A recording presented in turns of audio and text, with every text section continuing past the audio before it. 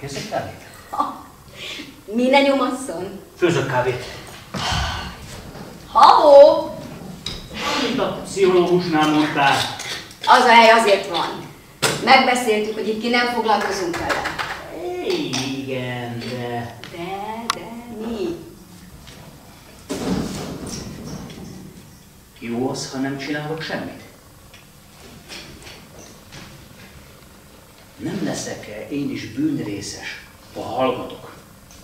Bűnrészes?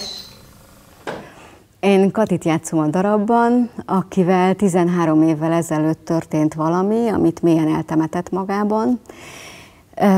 És aztán utána a történet után megismerkedik a férjével, tönkre megy a házasságuk, meg akarják menteni, elmennek párterápiára, és a pszichológusnál 13 éves szunnyadó történet egyszer csak felszínre kerül, és tulajdonképpen erről szól a Én is, te is darab, hogy ennek a története hogyan bontakozik ki itt a nézők színe előtt.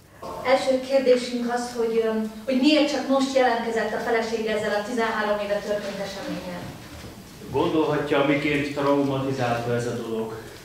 Elég sokat beszéltünk róla, és bár úgy tűnt, úrrá leszünk a helyzeten, aztán mégis szakember segítségét kellett kérnünk. Ez egy házassági dráma elsősorban, tehát a hatalomról egymás fölött gyakorolt, akár szeretet, akár vágy, akár bármi más diktálta, egymás fölött gyakorolt hatalomról szól elsősorban. A MeToo az egy eszköze ennek, hogy bejussunk ebbe a tehetetlenségérzésbe, mint amit ez a darab tárgyal. Nekem az a tapasztalatom, hogy az első élménye a közelében zajló zaklatásra adott reakcióra, az első élménye mindenkinek a tehetetlenség. Tehát, hogy egyrészt miért nem tudtam, ha már megtudtam, akkor mit csináljak? Mi a következő lépés? És erre vannak olyan újságírókon van válaszok, amik egyszerűen nem állják ki a valóság próbáját. Tehát hiába képzeljük azt, hogy mit tennénk, hogyha a tudomásunkra jutna, vagy mit tennénk, hogyha az ilyesmi az orrunk előtt zajlana. De a valóságban egyszerűen ezek próbatételek, és nincs receptje. Minden egyes ember a lelkiismeretével valami olyan körmönfont módon számol el, ami most mindenki számára még idegen terep. És ez egy házassági válságnál is így van, de hogy az ember, ha belekutat a szívébe és a tehetetlenségekre bukkan rá, az lehet az is, hogy a 16 éves gyereke nem beszél vele, vagy hazudik neki. Az lehet az is, hogy SMS-t talál a felesége telefonjában, az lehet az is, hogy bármi lehet, ami ránk borul, mint trauma, hogy a következő lépés micsoda, annak a tehetetlenség érzéséről szól ez a darab. Én játszom az Én is, te is előadásban a koreográfus feleségét. Tehát annak a szereplőnek a feleségét, aki köré tulajdonképpen tornyosul ez az egész történet. Az én karakterem hogyan reagál erre, hogyan egy családanya, hogyan próbálja megmenteni az egész helyzetet, sikerül-e neki vagy sem. Ezeket természetesen nem fogom most elárulni, de szerintem nagyon sokrétű amögött, nagyon sok minden van, hogy mi ez a téma. Nem rólam szól ez. Valami történt, valami felvidítette. Meghallgatom, a többi elsünk magától. Gondolod.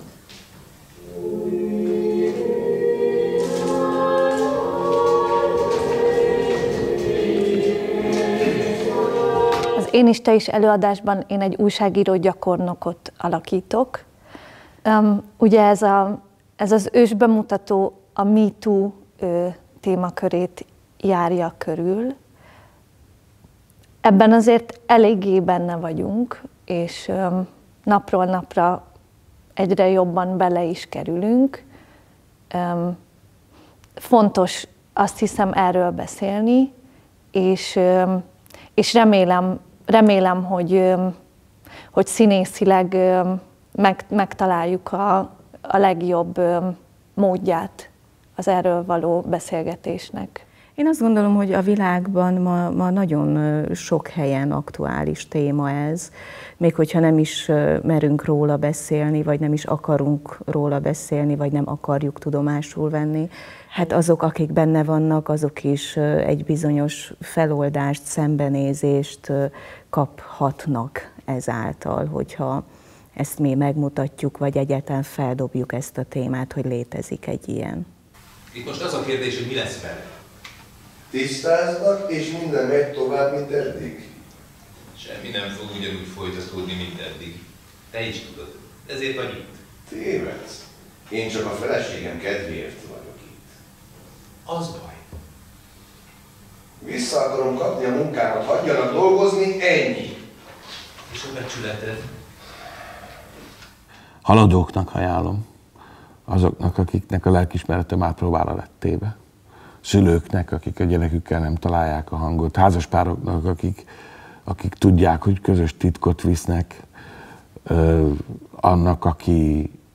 annak is ajánlom, aki ne adja Isten került olyan helyzetben már, hogy egy ilyen helyzetben reagálnia kelljen egy felé nyúló tapogató kézre, vagy egy megengedhetetlen megjegyzésre.